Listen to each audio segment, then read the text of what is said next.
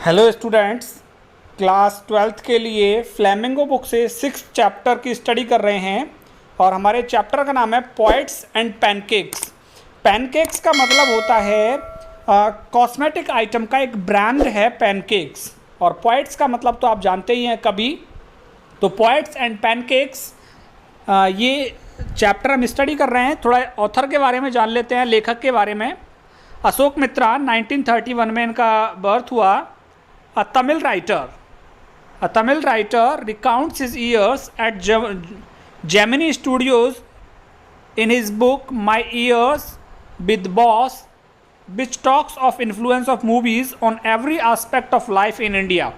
तो अशोक मित्रा एक तमिल लेखक हैं।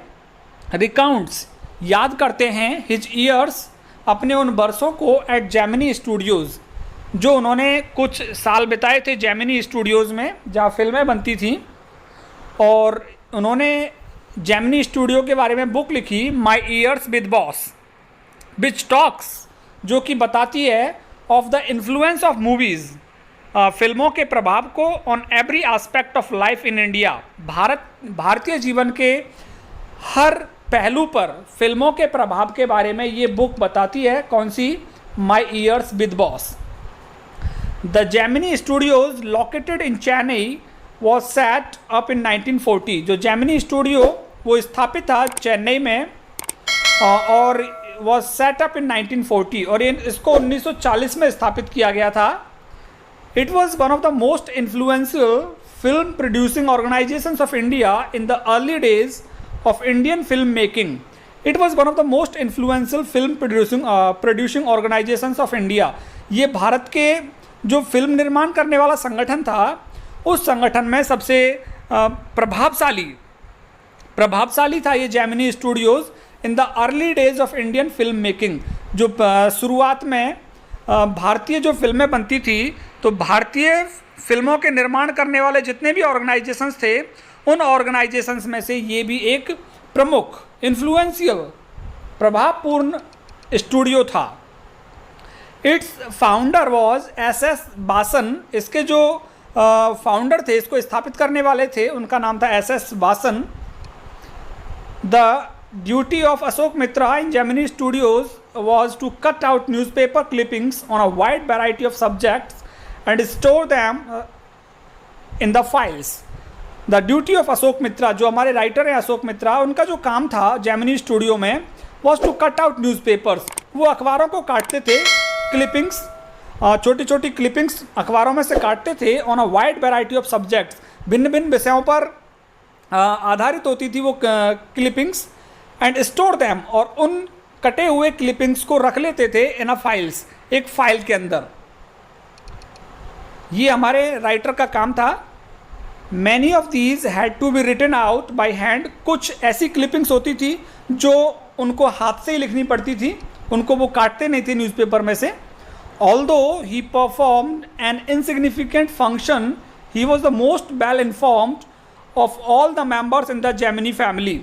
Although he performed an insignificant function, यद्यपि जो अशोक मित्रा हैं कोई बहुत अच्छा काम नहीं करते थे स्टूडियो में, he was the most well informed, लेकिन बहुत ज़्यादा जानने वाले व्यक्ति थे of all the members of the Gemini family, कि जेमिनी स्टूडियो में जितने भी लोग काम करते थे उन लोगों के बारे में पूरी सूचना इनके पास थी। The following is an except, ये जो नीचे दिया हुआ जो भाग है फ्रॉम हिज बुक, उसकी पुस्तक से लिया है My Years with Boss. My Years with Boss में से ये नीचे का लेसन जो दिया हुआ है, ये भाग लिया हुआ है उनकी माई ईयर्स विद बॉस। लेसन को स्टार्ट करते हैं। लेसन स्टार्ट करने से पहले मैं बताना चाहूँगा कि ये थोड़ा लेंथी लेसन है, 2 पार्ट्स इसके तैयार करेंगे। फर्स्ट पार्ट में हाफ लेसन रहेगा और सेकंड पार्ट में रिमेनिंग लेसन रहेगा।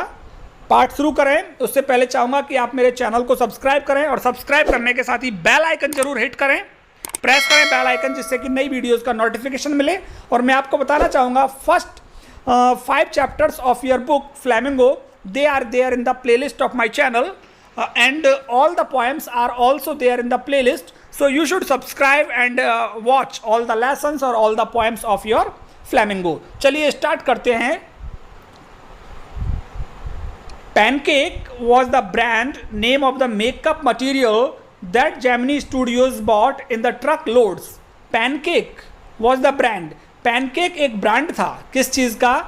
Brand name of the makeup material, जो मेकअप करते हैं फिल्मी जो कलाकार होते हैं, आर्टिस्ट, जो मेकअप करने वाली मटेरियल होता है, सामग्री, उस सामग्री का एक ब्रांड था pancake, that Gemini Studios bought, जिसको जेमिनी स्टूडियो खरीदता था इन ट्रक लोड्स, बहुत बड़ी मात्रा में। जिस कॉस्मेटिक आइटम को खरीद के लाता था, उस कॉस्मेटिक आइटम का ब्रांड कौन सा था? पैनकेक। ग्रेटा गावो must have used it, Greta गावो ने इसका यूज़ किया होगा। और ग्रेटा गावो कौन है? नंबर 1 लिखा हुआ है, वो है स्वीडिश एक्ट्रेस, स्वीडिश नायिका। तो ग्रेटा गावो ने इसका यूज़ किया होगा। Miss Gauhar must have used it, Miss Gauhar ने भी इसका यूज़ किया था। Vyjayanthi Mala must also have used it, Vyjayanthi Mala ने भी इसका यूज़ किया था। But Rati Agnihotri may not have even heard of it, लेकिन रति अग्निहोत्री ने इसके बारे में शायद सुना भी नहीं था। तो ये कुछ एक्ट्रेसेस हैं जिनके बारे में बताया कि इस पैनकेक कॉस्मेटिक आइटम का यूज़ किया इन एक्ट्रेस ने। The makeup department of the Gemini studios was in the upstair of a building that was believed to have been Robert Clive's stables. The makeup department, जो makeup विभाग था of the Gemini studios का makeup विभाग was in the upstairs, वो ऊपर था, of a building, जो इमारत थी उस इमारत के ऊपर वाली मंजिल पे था। दैट वॉज बिलीव्ड, जो कि माना जाता था, टू हैव बीन रॉबर्ट क्लाइव्स अस्तबल, कि ये रॉबर्ट क्लाइव जो इसके बिल्डिंग के जो ऑनर थे उनका वो अस्तबल हुआ करता था। और उस अस्तबल को फिलहाल किस रूप में यूज़ किया जा रहा था? मेकअप डिपार्टमेंट के रूप में। अ डजन अदर बिल्डिंग्स, और दर्जनों दूसरी इमारतें इन द सिटी, शहर में दूसरी दर्जनों इमारतें, are said to have been his residence, वो क्लाइव के रेजिडेंस थे, निवास स्थान थे। तो और दर्जनों बिल्डिंग्स भी थी रॉबर्ट क्लाइव की। For his brief life and an even briefer stay in Madras, Robert Clive seems to have done a lot of moving besides fighting some impossible battles in the remote corners of India and marrying a maiden in St. Mary's Church in Fort St. George in Madras. For his brief life, अपने छोटे से जीवन में, and even briefer stay in Madras, और मद्रास में बहुत संक्षिप्त समय ठहरे, Robert Clive seems to have a lot of moving, Robert Clive बहुत बार आए और गए प्रतीत होते थे, कभी मद्रास, कभी कहीं आते जाते रहते थे। बिसाइड्स, इसके अलावा फाइटिंग सम इम्पॉसिबल बैटल्स, उन्होंने असंभव युद्ध में लड़ाई लड़ी थी। इन remote corners of India, Bharat के दूर दूर कोनों में कहीं जाकर उन्होंने असंभव युद्धों में भी लड़ाई लड़ी थी। एंड मैरिंग, और उन्होंने शादी की, अ मेडन, एक लड़की से, in Saint Mary's Church, Saint Mary Church में जाकर, in Fort Saint George in Madras, Madras में सेंट जॉर्ज जगह पे सेंट मैरी चर्च में इन्होंने एक लड़की से भी शादी की थी रॉबर्ट क्लाइव ने। रॉबर्ट क्लाइव, आपको बताऊं, ऑनर हैं उस बिल्डिंग के जहाँ जेमिनी स्टूडियो चलता है। The makeup room had the look of a hair cutting saloon with lights at all angles around a half dozen large mirrors.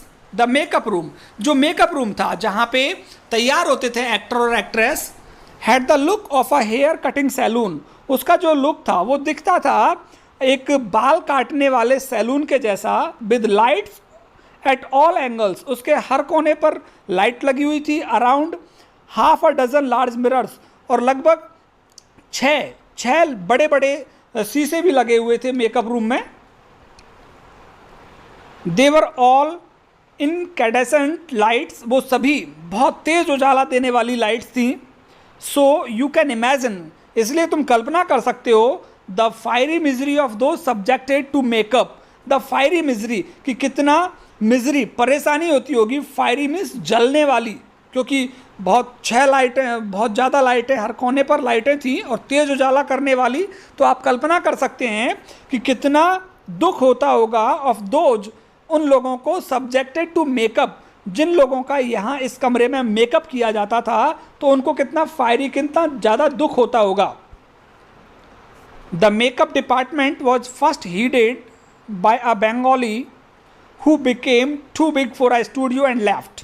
The makeup department, जो ये मेकअप विभाग था, was first headed, शुरुआत में इसके जो मुखिया रहे थे अ बंगाली, एक बंगाली थे, who became too big, फिर वो बाद में पैसे वाले हो गए और स्टूडियो में काम नहीं किया उन्होंने, एंड लेफ्ट, और फिर वो छोड़ करके चले गए। तो शुरुआत में बंगाली एक यहाँ इसके मुखिया रहे थे मेकअप डिपार्टमेंट के। He was succeeded by a Maharashtrian who was assisted by a Dharwar Kannadiga. He was succeeded, उसके बाद वहाँ पे जो आया था उनका उत्तराधिकारी अ महाराष्ट्रियन, एक महाराष्ट्र का था, who was assisted, और इस महाराष्ट्र के मुखिया की सहायता की जाती थी किसके द्वारा, बाय अ धारवर कन्निडगा, एक धारवर व्यक्ति जो कन्निडगा कन्नड़ से था, कन्नाडा से, वो मदद किया करता था इस महाराष्ट्रियन की। तो ही वो सक्सीडेड, तो बंगाली के बाद जो उत्तराधिकारी आया उस मेकअप डिपार्टमेंट का मुखिया बनके, वो कौन था, महाराष्ट्रियन, वो महाराष्ट्र का था। हु वॉज असिस्टेड बाय, जिसकी सहायता की जाती थी बाय अ धारवर कन्निडगा, एक धारवर कन्निडगा के द्वारा, एन आंध्रा, और ये धारवर कन्निडगा कहाँ का था, आंध्रा के द्वारा, तो आंध्रा का, आंध्र प्रदेश का।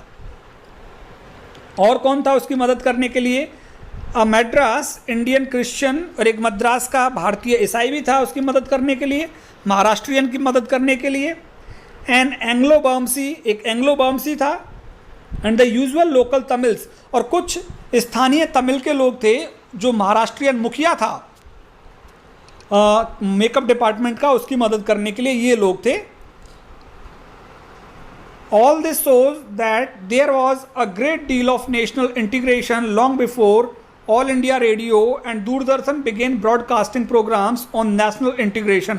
All this shows, ये सारा कुछ ये दिखाता है that there was a great deal of national integration, कि उस स्टूडियो के अंदर एक बहुत बड़ी राष्ट्रीय इंटीग्रेशन मीन्स अखंडता, एकता, एक बहुत बड़ी राष्ट्रीय एकता थी, क्योंकि अलग अलग राज्यों के लोग थे, कोई मद्रास, कोई महाराष्ट्र, कोई आंध्र प्रदेश, कोई तमिल का, तो उन लोगों में तो ये दिखाता है कि वहाँ एक बहुत बड़ी राष्ट्रीय एकता थी। Long before All India Radio and Doordarshan began broadcasting programmes on national integration, कि राष्ट्रीय एकीकरण, एकता पर जो कार्यक्रम प्रसारित किए थे दूरदर्शन ने या रेडियो ने, उससे पहले ही नेशनल इंटीग्रेशन देखी जा सकती थी। कहाँ पे, जेमिनी स्टूडियो में। तो वो कह रहा है, देखिए, लॉन्ग बिफोर, इससे पहले All India Radio and Doordarshan began broadcasting, इससे पहले कि ऑल इंडिया रेडियो या दूरदर्शन ने प्रसारण शुरू किया प्रोग्राम्स ऑन नेशनल इंटीग्रेशन, राष्ट्रीय एकता के कार्यक्रमों पर प्रोग्राम शुरू करने से पहले ही राष्ट्रीय एकता जेमिनी स्टूडियो में देखी जा सकती थी। This gang of nationally integrated makeup man could turn any decent looking person into a hideous crimson hued monster with the help of truckload of pancakes and a number of other locally made potions and lotions. This gang of nationally integrated makeup man, जो ये gang थी, जो ये team थी राष्ट्रीय एकता के makeup man की, जो मेकअप किया करते थे एक्टर्स का, उनकी जो ये टीम थी, को टर्न, वो बदल सकती थी एनी डिसेंट लुकिंग पर्सन, एक अच्छे दिखने वाले व्यक्ति को, into a hideous crimson ह्यूड monster, एक लाल रंग के राक्षस, जो कि कैसा लगे, हिडियस, बहुत बुरा लगे, तो बहुत बुरा दिखने वाले लाल राक्षस के रूप में बदल सकती थी। With the help of truck loads, किसकी मदद से, बहुत ज़्यादा पैनकेक्स की मदद से, and a number of other, pancakes आपको पता ही है, कॉस्मेटिक आइटम्स, तो कॉस्मेटिक आइटम्स की मदद से ये जो टीम थी मेकअप डिपार्टमेंट की, ये अच्छे दिखने वाले व्यक्ति को भी राक्षस बना देती। And a number of other locally made potion and lotions, और दूसरी स्थानीय जो पोशंस मीन्स क्रीम, स्थानीय क्रीम और स्थानीय जो लोशंस थे उनकी मदद से और पैनकेक्स की मदद से एक अच्छे दिखने वाले व्यक्ति को भी ये राक्षस में बदल देती। Those were the days of manly indoor shooting and only 5% of the film was shot outdoors. Those were the days, ये वो दिन थे of mainly indoor shooting, जब मुख्य रूप से इंडोर शूटिंग ही हुआ करती थी, वहीं जेमिनी स्टूडियो में ही शूटिंग हुआ करती थी. And only 5% of the film was shot outdoors, केवल 5% फिल्मों की शूटिंग के लिए बाहर जाना होता था, अदरवाइज 95% फिल्मों की शूटिंग जेमिनी स्टूडियो में हो जाती थी. I suppose the sets and studio light needed the girls and the boys to be made to look ugly in order to look presentable in the movie.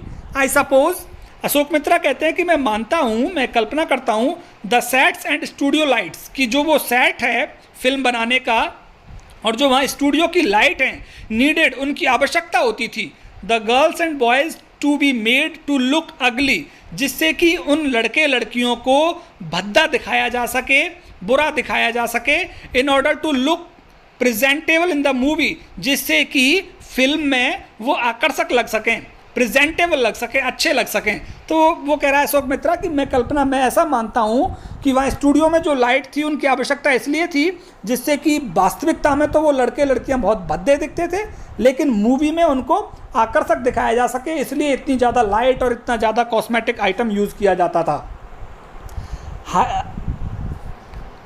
A strict hierarchy was maintained in the makeup department. एक hierarchy means क्रम.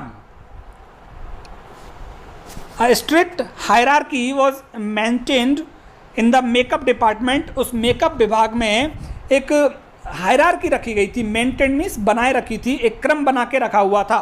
देखिए कैसा क्रम था. The chief makeup man made the chief actors and actresses अगली. जो मुख्य makeup man होता था, मुख्य मेकअप करने वाला व्यक्ति, वो मुख्य एक्टर्स और एक्ट्रेस को भद्दा बनाता था, बुरा बनाता था, मतलब उनका मेकअप करता था. हिज सीनियर असिस्टेंट, और जो मुख्य मेकअप मैन होता उसका जो सीनियर असिस्टेंट होता, वरिष्ठ सहायक, वो क्या करता. The second hero and heroine, वो दूसरे हीरो जो सेकंड होता, सपोर्टिंग रोल वाला हीरो होता और हीरोइन होता, उनको वो उनका मेकअप करता.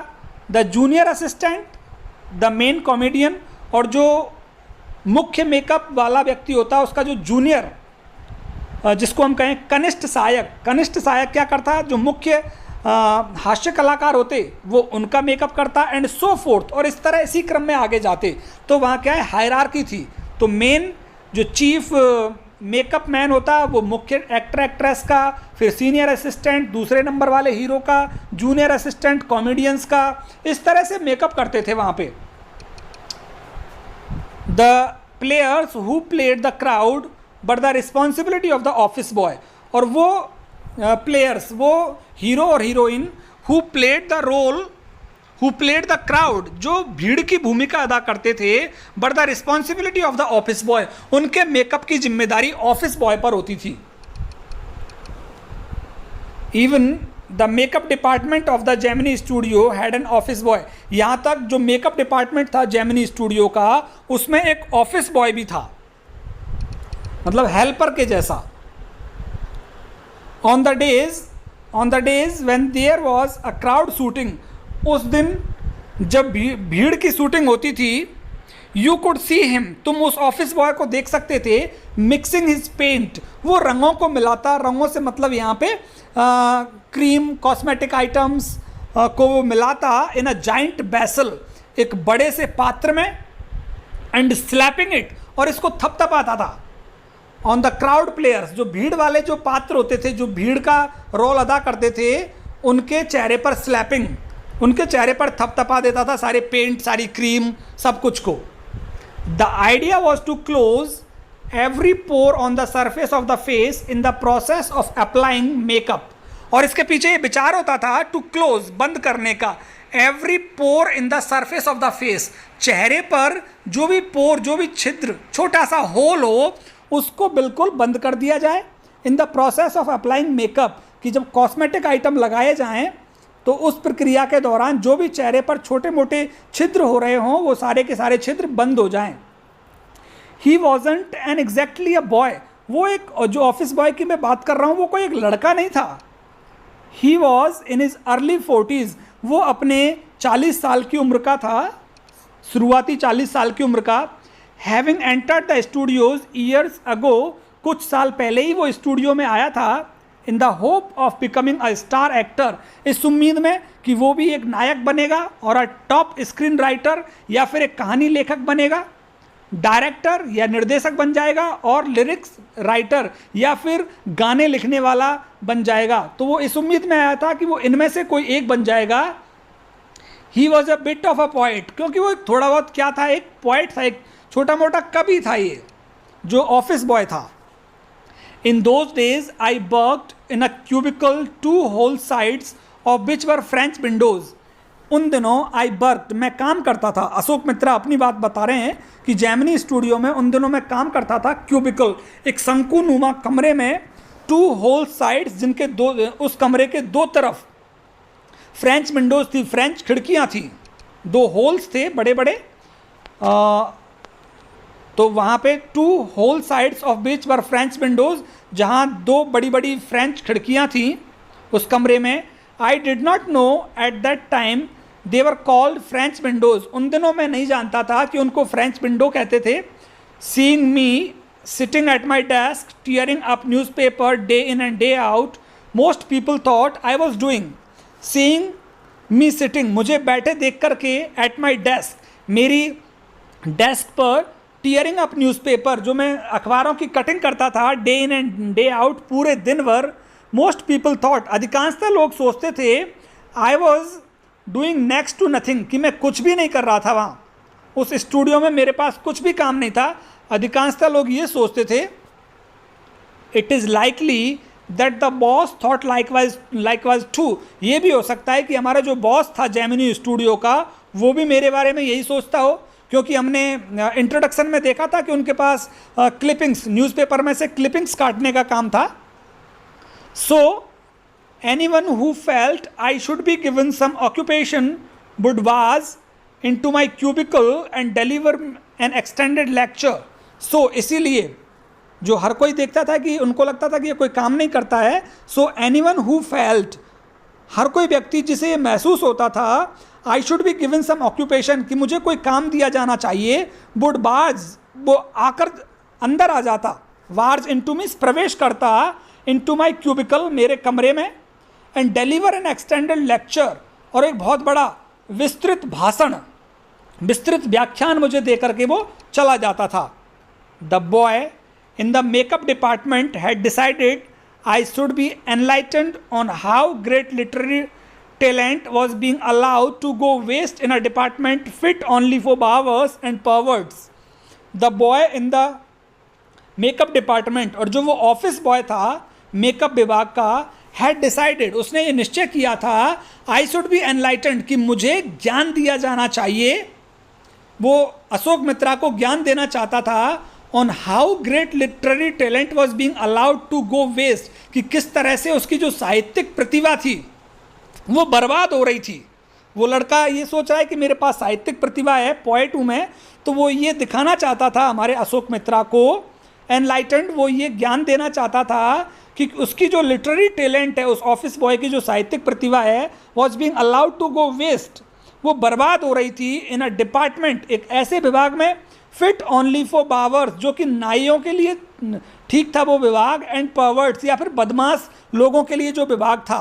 तो वो मेकअप डिपार्टमेंट था, मैं था हमारा ऑफिस बॉय, तो वो कहना चाहता है कि जो ये विभाग, जो मेरा काम है, ये बार्बर्स को या पर्वर्ट्स को, उद्दंडी या बदमाश लोगों को दिया जाना चाहिए, वो मुझ जैसे पोएट को दे रखा है, और मेरी साहित्यिक प्रतिभा बेस्ट हो रही है इस डिपार्टमेंट में। Soon I was praying for crowd shooting all the time, हर समय मैं ये प्रार्थना करता रहता था कि भीड़ वाली शूटिंग होनी चाहिए, जिससे कि ये लड़का मेकअप करने चला जाए। Nothing short of it could save me from his epics, और कोई चीज़ मुझे नहीं बचा सकती थी उसके एपिक्स, जो बड़ी बड़ी कहानियाँ वो कहता था, बड़े बड़े काव्य जो कहता था, उनसे और कोई चीज़ मुझे नहीं बचा सकती थी। तो मैं यही सोचता था कि कोई भीड़ का रोल आ जाए जिससे कि ये यहाँ से निकले। In all instances of frustration, हताशा के हर उदाहरण में या हर क्षण में, जब भी आप हताश हों, जब भी आप निराश हों, you will always find the anger directed towards a single person openly or covertly, and this man of the makeup department was convinced that all his woes, ignominy and neglect were due to Kothamangalam Subbu. तो हताशा या निराशा के क्षण में you will always find the anger, तुम हमेशा ये पाओगे कि जो गुस्सा है directed towards a single person, वो एक व्यक्ति की तरफ निर्देशित हो जाता है, ओपनली या तो खुले रूप से और कॉवर्टली या छुपे हुए रूप से, कि जब तुम हताश हो या निराश हो तो एक व्यक्ति की ओर आप अपने गुस्से को केंद्रित कर देते हैं।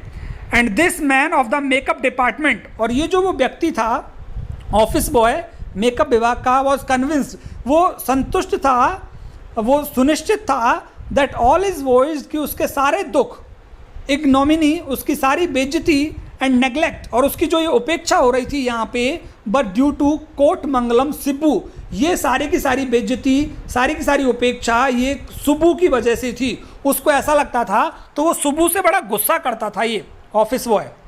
Subbu was the number 2 at Gemini Studios, Gemini studio में सुब्बू की जो स्थिति थी नंबर 2 की थी। तो नंबर 1 पे तो हो गया डायरेक्टर, और नंबर 2 पे कौन था? सुब्बू था। ही couldn't have had more encouraging opening in films than our grown-up makeup boy had.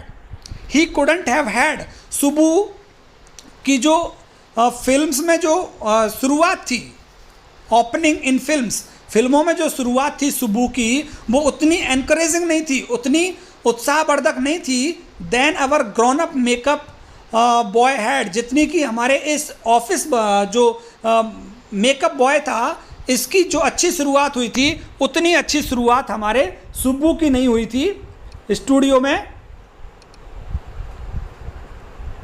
On the contrary he must have had to face more uncertain and difficult times for when he began his career.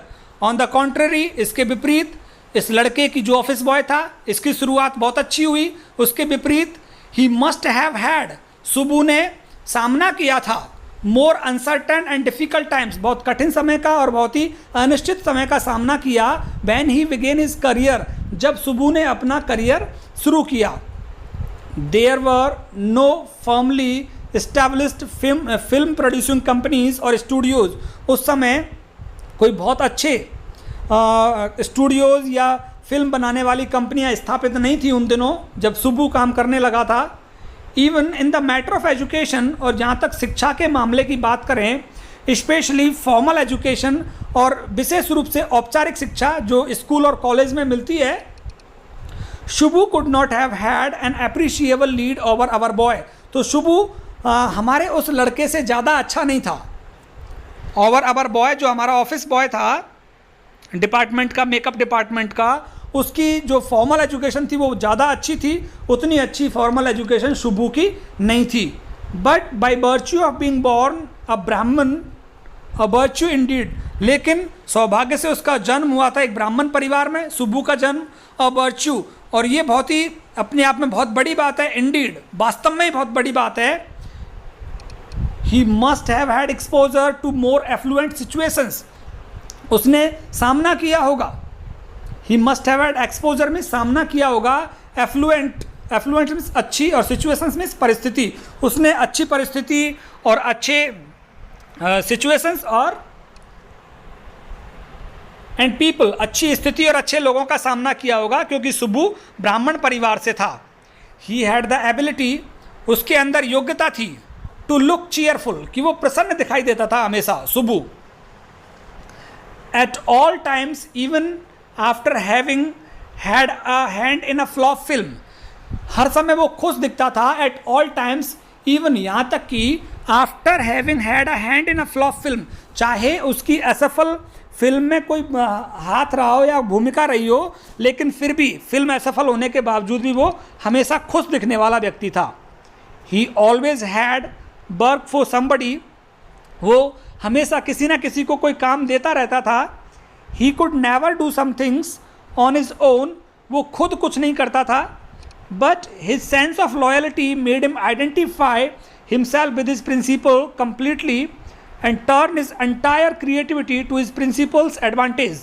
But his sense of loyalty, लेकिन जो उसकी वफादारी थी, made him identify, उसने उसको पहचान दिला दी थी, उसकी वफादारी ने हिमसेल्फ, अपने आप ही पहचान दिला दी, विद हिज प्रिंसिपल, जो जेमिनी स्टूडियो का जो प्रधानाचार्य था या हम कहें डायरेक्टर था, उस डायरेक्टर की नज़रों में पहचान दिला दी थी उसको, and turn his entire creativity, और वो अपनी हर क्रिएटिविटी मीन्स रचना, हर अपनी रचना को सौंप दिया करता था टू हिज प्रिंसिपल्स एडवांटेज, अपने मुखिया के लाभ के लिए। तो शुभू जो भी कुछ सोचता था, जो भी कुछ क्रिएटिविटी, जो भी नई रचना वो करता था, उस नई रचना को, नई सोच को अपने डायरेक्टर के लाभ के लिए लगा दिया करता था।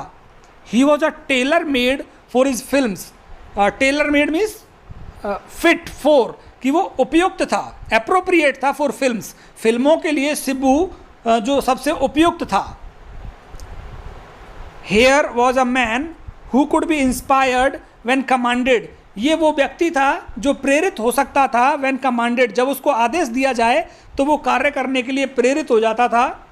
The rat fights the tigress under water, एक चूहा एक बाघिन से लड़ता है पानी के नीचे, एंड किल्स हर, और उस बाघिन को मार देता है, but takes pity on the cubs, लेकिन वो उसके बच्चों पर दया दिखाता है, एंड टेंड्स देम लविंगली, और उनकी देखभाल करता है पूरे प्यार और स्नेह के साथ। I don't know how to do the scene, the producer would say, और प्रोड्यूसर कहता था कि मैं नहीं जानता कि इस सीन को कैसे फिल्माया जाए।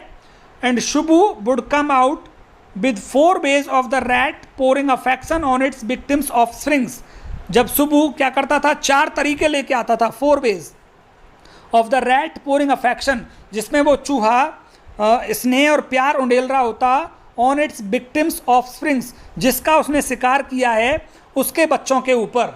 तो ये एक स्टोरी का दृश्य जिसमें एक चूहे ने टाइग्रेस को पानी के अंदर मार दिया है और वो उसके बच्चों पर प्यार दिखा रहा है चूहा।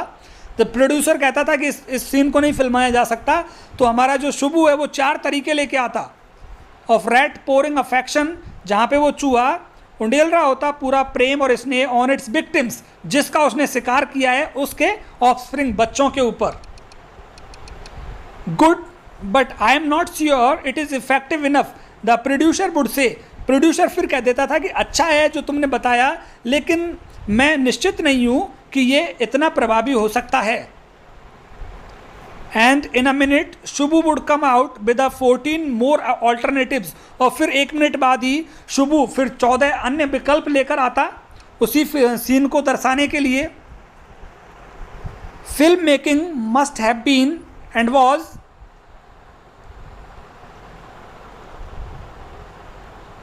Film making must have been, जो फिल्म बनाना रहा होगा, एंड वॉज सो ईजी, बहुत आसान था, with a man like Shubhu around, जब शुभू आसपास हो, शुभू जैसा व्यक्ति आसपास हो तो फिल्म बनाना आसान रहा होगा या आसान था। And if ever there was a man who gave direction and definition to Gemini Studios during its golden years, it was Subbu, और ये शुभू ही था जिसने जेमिनी स्टूडियो के स्वर्णिम काल में उसको निर्देशन दिया था या उसको परिभाषित किया था, तो वो व्यक्ति शुभू ही था। जब ये जेमिनी स्टूडियो अपने चरम पे था तो शुभू ने ही उसको निर्देशित किया था, शुभू ने ही उसको परिभाषित किया था।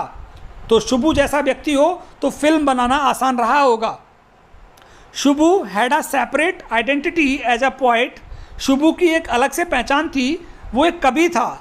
And though he was certainly capable of more complex and higher forms, यद्यपि वो योग्य था जटिल और अच्छी रचनाएं करने के लिए, he deliberately choose to address his poetry to the masses, वो जानबूझकर अपनी कविताओं को चुनता था संबोधित करने के लिए मासेज, सामान्य लोगों के बारे में वो कविताएं लिखता था।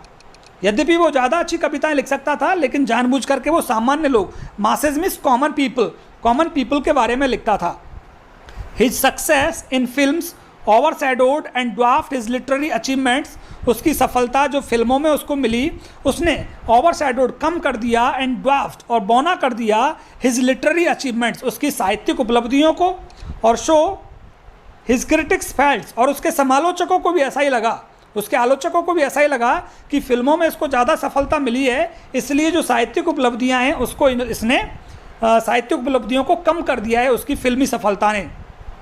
ही composed several truly original story poems, उसने कई वास्तविक ओरिजिनल स्टोरी पोएम्स कहानी कविताएं लिखी, कथा कविताएं हम कह सकते हैं, इन folk refrain.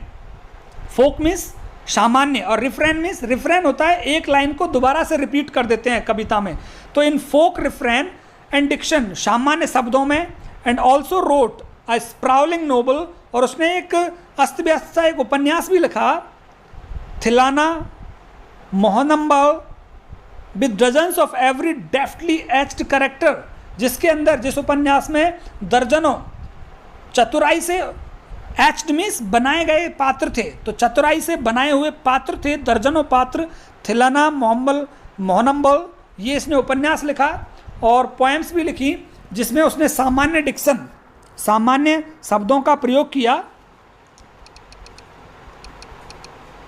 He quite successful recreated the mood and manner of the devadasis of the early 20th century, और वो सफल हुआ था रिक्रिएटेड, रचना करने में, द मूड, मनोदशा, एंड मैनर, और तौर तरीके, ऑफ देवदासीज, जो 20वीं शताब्दी के शुरुआत में जो देवदासी थीं, उन देवदासियों की मानसिक दशा और उनके तौर तरीकों की रचना करने में भी वो सफल रहा। He was an amazing actor, वो एक आश्चर्यजनक कलाकार था। He never aspired to lead roles, उसने कभी भी इच्छा नहीं जताई थी कि वो मुख्य पात्र, मुख्य हीरो बने फिल्म के अंदर, but whatever subsidiary role he played, लेकिन जो भी वो सहायक का रोल अदा करता था, सुबू जो भी सहायक का रोल अदा करता था, in any of the film, किसी एक फिल्म में, ही performed better than the supposed man players, वो मुख्य पात्रों से अच्छा अपने रोल को अदा करता था। He had a genuine love for anyone he came across, and his house was a permanent residence for dozens of near and dear relations and acquaintance. He had a genuine love for anyone. हर किसी के लिए सच्चा प्रेम था उसके मन में। He came across, जिस किसी से भी मिलता था उससे सच्चा प्रेम और स्नेह रखता था। And his house was a permanent residence, इसलिए उसका जो घर था वो स्थायी निवास था। For dozens of near and far relations and acquaintance, acquaintance means परिचित, तो उसके घर में दर्जनों उसके नज़दीक या दूर के रिश्तेदार या परिचित लोग दर्जनों हमेशा ही रहते थे उसके स्नेह और प्रेम की वजह से। It seemed against Subbu's nature to be even conscious that he was feeding and supporting so many of them. It seemed against Subbu's nature, ये सुबू के स्वभाव के विपरीत था, टू बी इवन कॉन्शियस, कि इस चीज़ को जानना, that he was feeding and supporting, कि वो मदद कर रहा था और समर्थन कर रहा था, सो मैनी ऑफ देम, उन लोगों का जो उसके घरों में रह रहे थे, जो उसके घर में रह रहे थे, उन लोगों का समर्थन कर रहा था, मदद कर रहा था। उन लोगों के बारे में जानना कि भाई मैं कितनी और क्या मदद कर रहा हूँ, इस चीज़ को जानना उसके नेचर के बिल्कुल खिलाफ था। Such a charitable and improvident man, बहुत ही दानशील और बहुत ही इम्प्रोविडेंट मीन्स मितव्ययी, बहुत ही मितव्ययी व्यक्ति था। And yet he had enemies, लेकिन उसके भी शत्रु थे। और शत्रु कौन था आपको पता ही है, वो व्यक्ति ऑफिस बॉय जो कहता था कि मेरा साहित्यिक जो करियर है वो खराब कर दिया है। Was it because he seemed so close and intimate with the boss, क्या शत्रु इसलिए थे कि वो अपने बॉस के ज़्यादा घनिष्ठ था या फिर बहुत ज़्यादा नज़दीक था, या was it his general demeanour that resembled a sycophant's, या फिर उसका जो सामान्य व्यवहार जो प्रतीत होता था, रिजेंबल्ड जो लगता था अ साइकोफेंट्स, एक चापलूस के रूप में, तो वो चापलूस था इसलिए लोग उसके शत्रु थे, या फिर वो बॉस के नज़दीक था इसलिए लोग उसके शत्रु थे, और या हिज रेडीनेस टू से नाइस थिंग्स अबाउट एवरीथिंग, या फिर वो हमेशा तैयार रहता था हर चीज़ के बारे में ये कहने के लिए बहुत बढ़िया है, इसलिए उसके शत्रु थे। इन एनी केस, किसी भी तरह से, there was this man in the makeup department, इस मेकअप डिपार्टमेंट में ये वो व्यक्ति था, हु वुड विश, जो ये इच्छा रखता था, the dearest things for Shibu, Shibu के लिए जो डायरेस्ट मतलब खतरनाक इच्छाएं जो रखता था, भयानक जो इच्छाएं रखता था शिबू के लिए, वो ये मेकअप डिपार्टमेंट का ऑफिस बॉय था। केवल इसी पेज को और पढ़ेंगे हम, फिर हमारा हाफ हो जाएगा। अगले पार्ट में मैं हाफ लेसन को लेकर आऊँगा। तो ये लास्ट पेज है इस पार्ट का। You saw Subbu always with the boss, but in the attendance rolls he was grouped under a department called the story department, comprising a lawyer and an assembly of writers and poets. You saw Subbu always with the boss. तुम हमेशा शुभू को boss के साथ देख सकते हो, but in the attendance rolls, लेकिन जो हमारी उपस्थिति का जो पत्रक होता था, ही वॉज ग्रुप्ड, उसका नाम था अंडर अ डिपार्टमेंट, उस विभाग में, called the story department. Story department वाले विभाग में उसका नाम था कंप्राइजिंग। और स्टोरी डिपार्टमेंट में कौन कौन शामिल थे? अ लॉयर, एक वकील, and N assembly of writers, और एक सभा थी लेखकों की और कवियों की। तो इस स्टोरी डिपार्टमेंट में शामिल था हमारा Subbu. The lawyer was also official known as the legal adviser. जो वकील था वो आधिकारिक था और उसको कानूनी सलाहकार के रूप में जाना जाता था। But everybody refer to him as the opposite, लेकिन हर कोई उसको इसके विपरीत कहता था। उसको कानूनी सलाहकार, उसको सलाहकार नहीं मानते थे, हर कोई उसके विपरीत मानते थे। एन एक्सट्रीमली टैलेंटेड एक्ट्रेस, एक बहुत ही प्रतिभाशाली नायिका, who was also extremely temperamental, जो कि बहुत ही टेम्परामेंटल थी, बहुत जल्दी गुस्से में हो जाने वाली नायिका थी। बंस ब्लू ओवर, एक बार वो गुस्सा हो गई on the sets, Gemini studio के सेट पे आकर वो एक बार गुस्सा हो गई।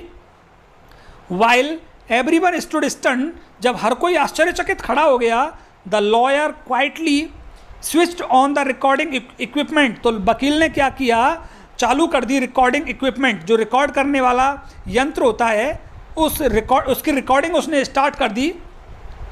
When the actress paused for breath, और जब एक्ट्रेस अपना बोलते बोलते थोड़ा सा रुकी, the lawyer said to her, तो वो वकील उससे बोला, 1 मिनट प्लीज़, कृपया 1 मिनट रुको, and played back the recording, और उस वकील ने क्या किया, उसकी रिकॉर्डिंग को सुना दिया उसको। देयर वॉज नथिंग इनक्रिमिनेटिंग, उस रिकॉर्डिंग में ऐसा कुछ नहीं था कि इनक्रिमिनेटिंग, जिसके लिए दोष दिया जाए उस एक्ट्रेस को, और unmentionably foul about the actress's tirade, जो एक्ट्रेस ने जो टायरेड दिया, टायरेड मीन्स भाषण, जो उस नायिका ने जो भाषण दिया उसमें ना तो कुछ गलत था, ना ही कुछ ऐसी चीज़ थी कि उस एक्ट्रेस को दोष दिया जाए। अगेंस्ट द प्रोड्यूसर, फिल्म निर्माता के विरुद्ध, तो फिल्म निर्माता के विरुद्ध ऐसा कुछ नहीं था जो नायिका ने बोला। But when she heard her voice again through the sound equipment, लेकिन जब उसने अपनी आवाज़ को उस रिकॉर्ड किए हुए यंत्र में सुना, सी वॉज स्ट्रक डम, वो एकदम से चुप हो गई सुन करके।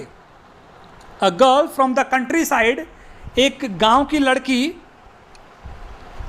A girl from the countryside, she hadn't gone through all the stages of worldly experience, एक गांव की लड़की, वो उन अवस्थाओं में से, सांसारिक अनुभव की उन अवस्थाओं में से नहीं गुजरी थी, दैट जनरली प्रिसीडेड, जो कि सामान्यतः आते हैं, अ पोजिशन ऑफ इम्पोर्टेंस, महत्व का जो आप पद लेते हैं, एंड सफिसिकेशन, या फिर आपका जो उच्च व्यवहार होता है या महत्व का पद होता है, उससे पहले ही सांसारिक अनुभव आ जाने चाहिए, और उस लड़की को वो सांसारिक अनुभव नहीं आए थे। That she had found herself catapulted into, और उस परेशानी में, कैटुपुलेटेड मीन्स फंसा हुआ पाया, उस लड़की ने अपने आप को उस परेशानी में फंसा हुआ पाया, कि उस लड़की को पता भी नहीं था कि उसकी रिकॉर्डिंग हो रही है, और वो लड़की अब परेशानी में फंस गई थी। She never quite recovered from the terror she felt that day, उस दिन जो उस लड़की को डर लगा वो उससे रिकवर हुई नहीं थी। That was the end of a brief and brilliant acting career, और ये उस लड़की का जो संक्षिप्त सा और शानदार एक्टिंग करियर था, वो उसका अंतिम दिन था। The legal adviser who was also a member of the story department, जो ये कानूनी सलाहकार जो कि एक सदस्य था स्टोरी डिपार्टमेंट का, हैड अनविटिंगली, वो उसने मूर्खता से, brought about that sad end, उस दुखद अंत को इसी ने लाया था। किसने? लीगल एडवाइज़र ने, क्योंकि उसने उसकी बातों को रिकॉर्ड कर लिया। While every other member of the department वोर, जबकि इस स्टोरी डिपार्टमेंट का हर सदस्य पहनता था क्या पहनता था देखिए, अ काइंड ऑफ यूनिफॉर्म, एक प्रकार की पोशाक, khadi dhoti with a slightly oversized, khadi की धोती पहनता थे और स्लाइटली ओवरसाइज्ड और थोड़ी सी ओवरसाइज्ड, बड़ी, loose and clumsily tailored white khadi shirt, और ढीली ढाली सी, क्लमजी मीन्स भद्दे तरीके से सिली हुई सफ़ेद और बड़ी ढीली ढीली सी शर्ट पहनते थे। इस स्टोरी डिपार्टमेंट के लोगों की ये पोशाक थी कि वो खादी की धोती और शर्ट पहनते थे ढीली सी। द लीगल एडवाइज़र वो pants and ties and sometimes a coat, और जो कानूनी सलाहकार था वो पैंट और कोट पहनता था और कभी कभी टाई भी लगा लिया करता था। That looked like a coat of mail, और उसका जो कोट था वो पोस्ट ऑफिस के कर्मचारियों के जैसा कोट था। Often he looked alone and helpless, प्राय वो अकेला ही नज़र आता था, असहाय व्यक्ति के रूप में। A man of cold logic, एक ऐसा व्यक्ति जिसके जो तर्क थे वो कोल्ड, अरुचिपूर्ण थे। इन अ क्राउड ऑफ ड्रीमर्स, ऐसी लोगों की भीड़ में जो सपने देखा करते थे। A neutral man in an assembly of Gandhiites and khadiites, गांधीवादी लोगों और खादीवादी लोगों के बीच में ये बिल्कुल तटस्थ रहता था, क्योंकि अलग ही उसकी वेशभूषा थी, वो पैंट और कोट पहनता था, बाकी के लोग खादी की धोती और खादी की शर्ट पहनते थे। Like so many of those who were close to the boss, ये भी उन लोगों में से एक था जो बॉस के नज़दीकी थे। He was allowed to produce a film, उसको भी अनुमति मिली थी फिल्म निर्माण करने की। एंड दो, और यद्यपि, थोड़ी सी लाइनें और हैं इस पैराग्राफ की। एंड दो a lot of raw stock and pancake were used on it, और उसने भी जब फिल्म बनाई थी जेमिनी स्टूडियो में तो बहुत ज़्यादा मात्रा में कच्चा माल और पैनकेक और कॉस्मेटिक आइटम्स यूज़ किए थे उसने भी। Not much came of the film, यद्यपि जो फिल्म बनाई थी उसने, उससे बहुत ज़्यादा लाभ नहीं मिला। Then one day the boss close down the story department, फिर एक दिन जेमिनी स्टूडियो के बॉस ने कहानी विभाग को बंद कर दिया। And this was perhaps the only instance, और ये शायद एकमात्र उदाहरण है इन ऑल ह्यूमन हिस्ट्री, पूरे मानवता के इतिहास में, where a lawyer lost his job, जहाँ एक वकील ने अपनी नौकरी खो दी। Because the poets were asked to go home, क्योंकि पोइट से कह दिया गया था कि तुम घर जाओ। तो स्टोरी डिपार्टमेंट का एक सदस्य ये था, इसलिए पहला लॉयर ने भी अपनी नौकरी को खो दिया था। यहीं पे हम पार्ट 1 फिनिश करते हैं, यहाँ से पार्ट 2 स्टार्ट करेंगे। आप बने रहिए मेरे साथ, मेरे YouTube चैनल को सब्सक्राइब कीजिए और बेल आइकन हिट कीजिए। प्लेलिस्ट देखिए, वहाँ 6 लेसन्स और 6 पोइम्स कंप्लीट हो चुकी हैं फ्लैमिंगो बुक की। आप मेरे साथ बने रहे, आप सभी का बहुत बहुत धन्यवाद। मिलेंगे अगले वीडियो में।